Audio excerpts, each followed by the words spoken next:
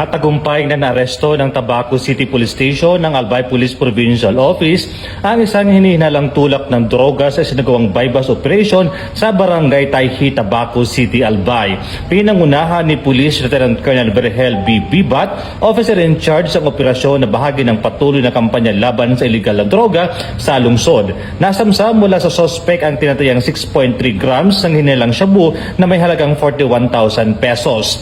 Ayon kay Lieutenant Colonel Bibat, dakong alas 2:31 ng hapon, nagsinagawa ang operasyon na nagbugidaan sa agarang pagkatakip ng sospek. Dahil sa mabilis na koordinadong aksyon ng operatiba, napigilan ang pagkalat ng iligal na droga sa komunidad na naglayong higit na protektahan ang mga residente, lalo na mga kabataan, mula sa mapinsalang epekto nito. Kasalukuyang nasa kustudiyan ng Tabaco CPS ang arestong sospek at naharap sa kasong paglabag sa Republic Act 9165 o ang Comprehensive Dangerous Drugs Act of 2002. Nagpahayag naman ng pasasalamat ang himpilan ng pulisya sa patuloy na suporta at pagkikipagtulungan ng mga taga-Tabaco City. Hinihikayat din nila ang publiko na manatiling mapagmatsyag at pag-ulat ng anumang kahinailang aktibidad upang sama-samang masulong ang adhikain ng isang mas ligtas at drug-free na komunidad.